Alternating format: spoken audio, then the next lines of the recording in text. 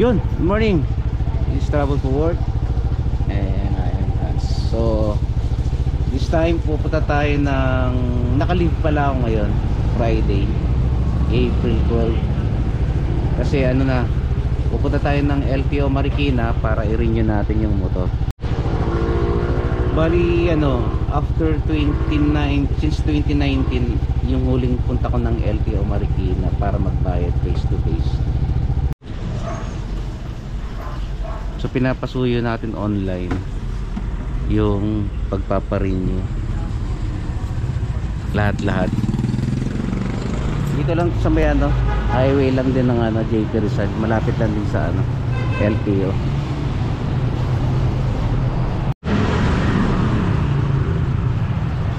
Talaga na yung ano, yung tao ng kumontak sa akin sa ano, tao din siya nung ano ng insurance. Pag nag-park ka doon sa tabing ilog sa Riverside, lalapit sila sa'yo, so insurance siya. So i-assist ka na rin niya rin sa emission testing. So required na pala magpalit ng plaka. Wala naman pa tayong plaka talaga eh. 350 daw pagawa. Wala, stick yan. Nagbayad ka na sa LTO, wala naman yung plaka mo. Tapos ngayon required ka magpagawa dahil kailangan dito. Bayad ka na, magpapagawa ka pa sarili mo para lang maparenew mo. Iisip na yan. 600 yung 650 sa isingil sa akin sa insurance. Kalahin mo, nagtawaran din pa pala yan. Tumawad ako, binigay sa akin from 650, 600 na lang binayaran ko sa insurance. Ngayon sabi dito sa emission testing 500 naman daw. Kaya dito sa Pinas eh. Time check 7:23. So nandito pa rin tayo sa Guapa Emission Testing Center. JP Rizal lang din to. Anong JP Rizal? Ayan no, agricultor ba yun? So malapit bago siya magano from Tumana papunta dito sa Pinay. Nakita sa LTO.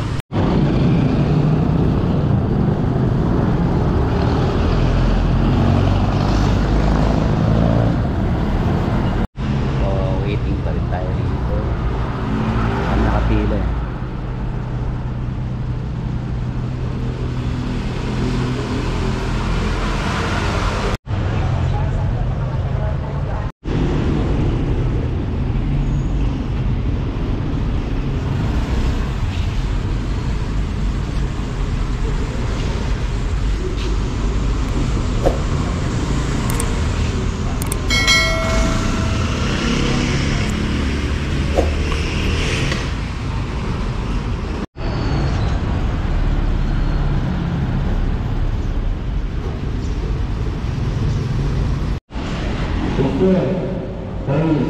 Time check 8:36.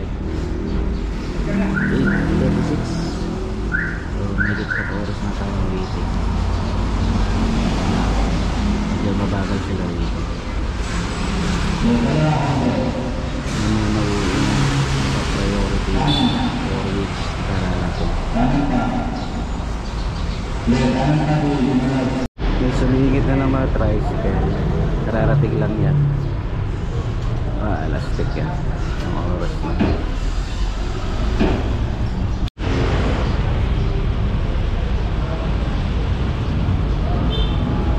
Yun, finally na ano na tayo ng emission testing.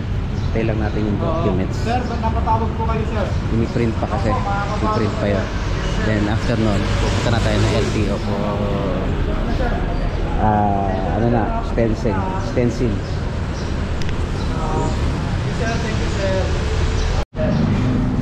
So after 1.5 hour, almost 1.5 hour, yun na emission testing na tong Mio natin. Hintay lang natin yung papel kasi may picture yun. So yun ang ipapasa natin sa LTO. Ano po sa Manila? Pagka mo nasira na nga yung nilip ng kalte. Tanggal ko dapat yung ano, para plain lang. Wala pa rin full card. So, nag-merge pa rin yung ano. Bumili na ako ng sticker remover, hindi na rin natanggal. Oo, puti. Karoon mo lang kayo kasi Nag-order wala ako sa pang Lazada bibigyan ng ng bago na plain. Pearl white. Antay lang natin para papalitan natin. So, ito yung emission test na pasado tayo. Mga documents. Ang kopya ng ORCR natin. And insurance. Tapos natin ito. Ito na tayo LTO. Ito tayo sa LTO. Marikina. Stencil tayo. Stencil dito tayo sa portion. Pagbaba mo lang tulay dito. Sa kanto. Diyan ako nagpa-insurance. And after dun sa emission na sa highway. Then balik lang dito sa Bandarita. Yung itong corner na to.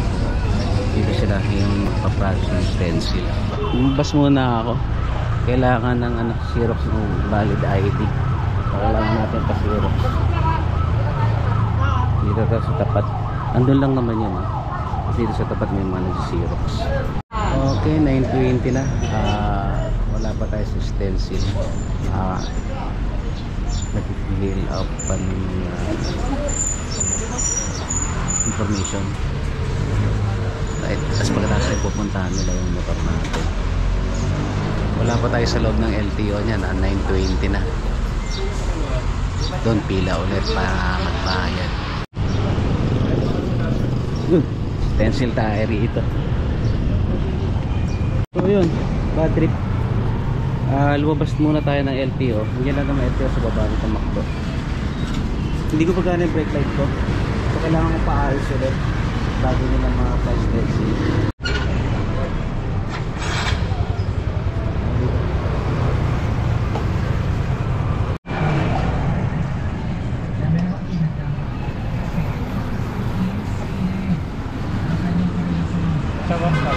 Hindi diba?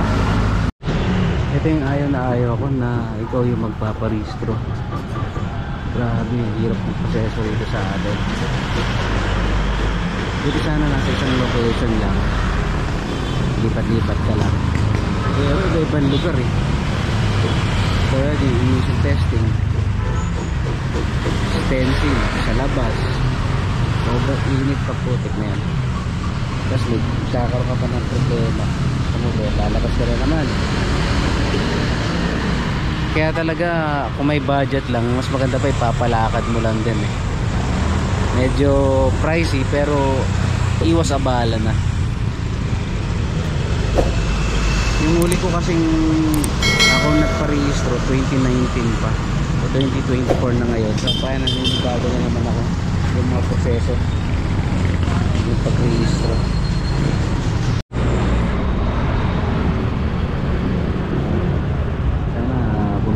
Pero mukhang okay naman na. Bumbilya na.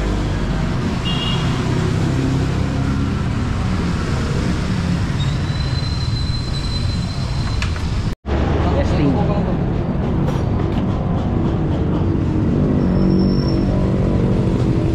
Okay na? So ayun. Napagawa na natin yung ano, brake light. Buti na lang bumbilya lang yung problema. Nagpalit lang tayo ng bumbilya. At hindi malala yung problema, hindi sa wiring kundi mahal yung gagastusin ko na naman.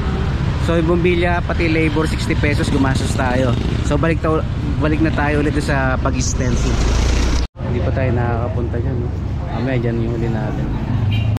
Nagpa-picture tayo rito, nagpa-print. Hindi tayo nagpa-print. Pero wala naman kung may violation. Harap lang din ng LT. 20 pa print. Wala naman. Kailangan talaga.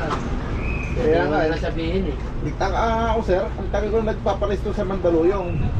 Aba na pending ako, sabing gano'n ni Asugasuy ko daw muna may pending ako sa Marikina. Dalawang araw na talaga ako. Kapag print na tayo, balik tayo dun sa kumuha ng dokumento natin dito sa stencil. Balik tayo. Hindi nila makompile o ma-check yung motor mo, pati yung mga dokumento mo kung kompleto. Pupunta na tayo sa entrance.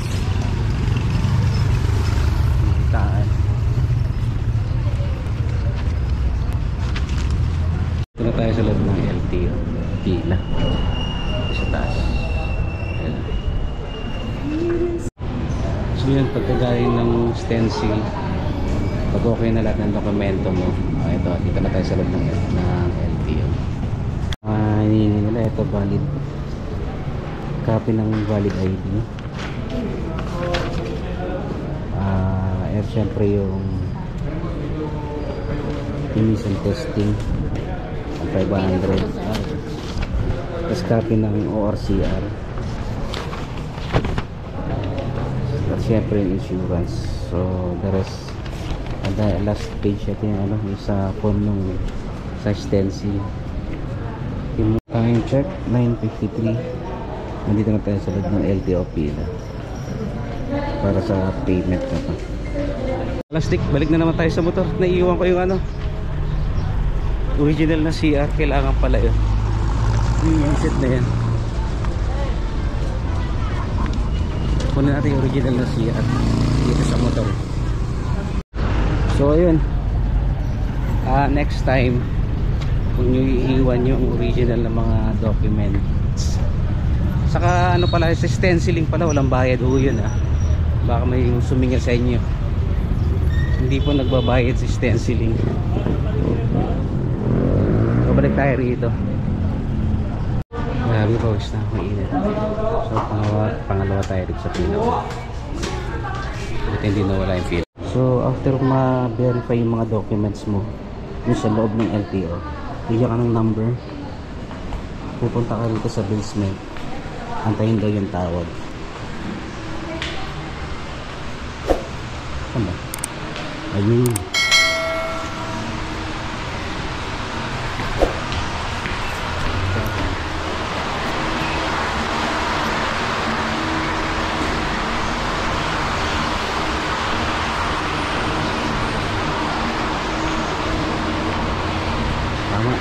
Tama, naalala ko, nakapunta na pala ako dito, siguro 2019 yan last napunta ko dito.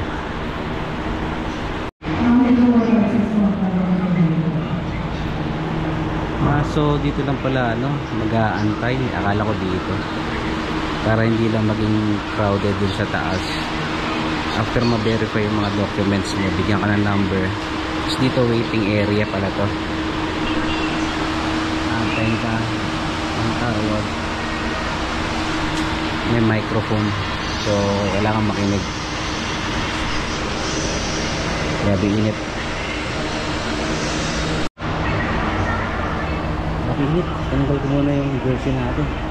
Ayos, hindi ko makahinga rito sa loob ng basement, yung ventilation. Yung mga industrial culture, init din yung ilalabas na natin. Nakapagpahinga tayo konti, wala pa rin yung ano natin, so orasan natin. Meron mga 5 minutes na ako rito, so 10:08 na. Mga sabihin natin 10:05 ako nandito. So after pala rito, pag tinawag balik ka sa customer service ulit. Kung doon magbabayad na siguro. Kunyari, kung wala ka talaga pupuntahan, ibang lakad na importante, pwede mo naman tiyagain na ikaw yung mag-gusto talaga para makatipid. Saka malaki rin so ang nagastos ko na, unang-una insurance 600, emission test 500, tapos yung mga Xerox na 3 pesos 20. So mga ganun pala nagagastos natin. Dito sa LTO mismo yung babayaran, mamaya natin malalaman. Kung magpapalakad ka naman, 3K. Yun yung mga ngayon ng mga mga non-appearance na yun. Malaking ginawa ba, antayin mo lang, hindi ka na ganito, hindi ka napipila, hindi ka nabibilad sa araw. Kung may budget lang talaga, mas okay ngayon, gano'n. Kaya ngayon syempre tipid-tipid tayo, kaya saka wala kang tayong gagawin, nag-leave naman tayo sa work, naka-leave tayo, so tagayin na natin, baka before lunch naman tapos na tayo.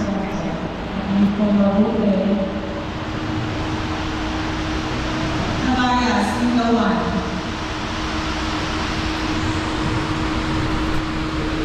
Meritanya o Olivineria, 5,000 po.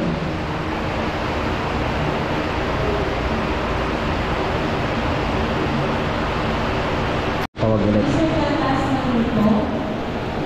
Mr. Garcia, Hotel Sardinia. Balik po sa customer service. So wala po ulit tayo. 2,000 years later. 384. So yun, tinawag na tayo. Honda Cars Makati, 258. Fabricante. Kung hindi ako nagkakamali, 258 yung sinabi. Punta na tayo sa taas. Window 8 daw.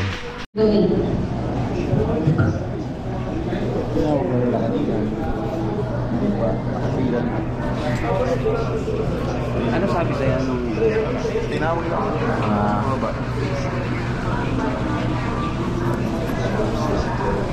So yun, nagbayad na ako 258. Tapos antayin na lang ulit release. Window 8 sa kabila.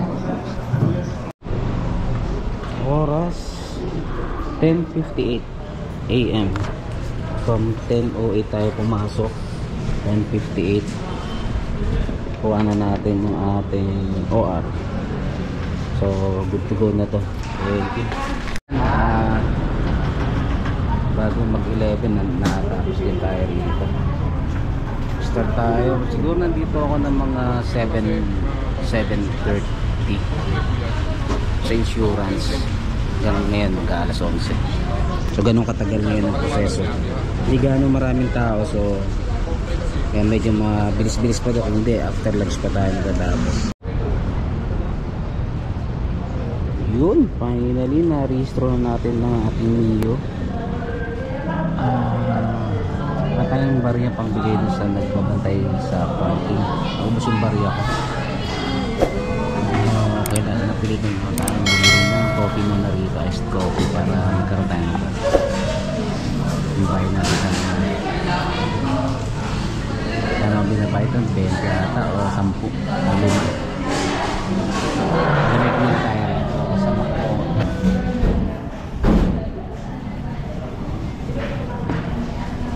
Biyahe na tayo. Grabe init. Pagkatapos natin sa magpalamig na konti sa Macdo, biyahe na tayo po.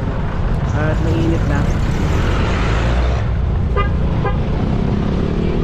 Lapit na rin tayo sa bahay. Dito na tayo sa NGI Market.